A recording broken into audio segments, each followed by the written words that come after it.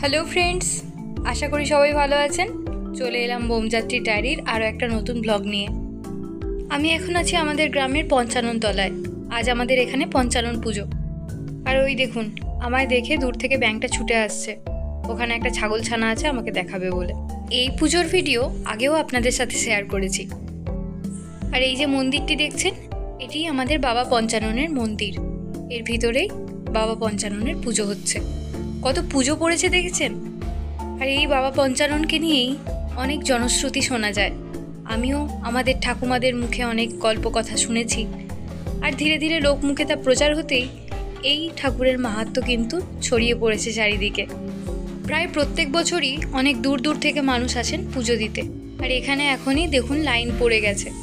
আর এই যে জায়গাটা দেখছেন, এটা হচ্ছে আসল বাবার থান। যখন মন্দির তৈরি হয়নি তখন এখানেই সবাই পুজো দিত।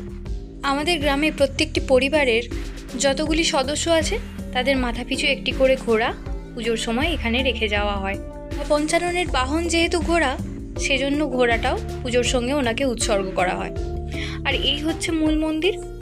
আর এই যে ছোট্ট মতো ঘরের মতো জায়গাটা আছে, এখানেই কিন্তু মূল বিগ্রহ আছে। বিগ্রহটি এখন আপনাদের দেখাতে পারলাম না, কারণ মালায় পুরো ভর্তি হয়েছিল। আর এই একদিনের পুজোকে কেন্দ্র করেই বসেছে মেলা। চলুন আপনাদের চারপাশটা ঘুরিয়ে নিয়ে আসি। যেহেতু একদিনেরই পুজো হয় তাই বেশি মেলা বসে না, তবে অন্যান্য বাড়ির তুলনায় এবারে দেখলাম মেলার পরিমাণটা কম। আমাদের এই মন্দিরের সবই ভালো, শুধু একটা জিনিসই অসুবিধা, এখানে বড় কোনো গাছের তেমন ছাওয়া নেই, যার জন্য রোদে মানুষজনের একটু কষ্টই হচ্ছে।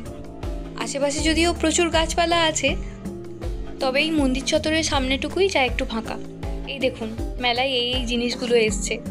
ম্যাক্সিমামই হচ্ছে ওই ছোটদের গাড়ি, পুতুল, এই সমস্ত জিনিস। আর একটু দূরে বসেছে খাবার দোকানগুলো।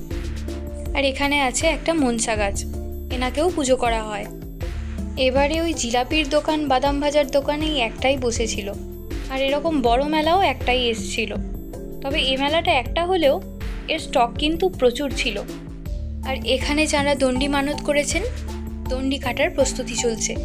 প্রত্যেক বছর দূর দূর থেকে মানুষরা আসেন, সামনেই নদীর ঘাটে স্নান করেন, এবং যাদের যাদের দণ্ডি মানসিক থাকে তারা এসে দণ্ডি টেনে বাবার মন্দির অবধি আসেন। ওই দেখুন দূরে ওনারা সবাই দণ্ডি কেটে আসছেন। তবে এবারে কেন জানি না এখনও সেই রকম আগের বারের মতো ভিড়টা হয়নি, তবে হবে নিশ্চয়ই আস্তে আস্তে। এই দিনটিতে মোটামুটি আমাদের গ্রামের যারা বাইরে কর্মসূত্রে থাকেন তারাও চেষ্টা করেন একবার অন্তত পুজোর সময়টা আসার। আর এর মধ্যেই দেখেছেন কীরকম ভিড় হয়ে গেছে জায়গাটা। কিছুক্ষণ আগে পর্যন্ত এই জায়গাটা কতটা ফাঁকা ফাঁকা ছিল। মানুষজনের ভিড়টা শুধু দেখুন এবার। আর আমাদের পঞ্চানন পুজোয় বলি প্রথা এখনও চালু আছে। আর এখন পুজো শেষ, চলছে বাতাসা ছোড়া। চলুন আজকের ব্লগটা এখানেই শেষ করি। সবাই ভালো থাকবেন, সুস্থ থাকবেন, সাবধানে থাকবেন। আর ভিডিওটা ভালো লাগলে আমার চ্যানেলটাকে সাবস্ক্রাইব করে আর এই ভিডিওটা লাইক করে আমার পাশে থাকবেন।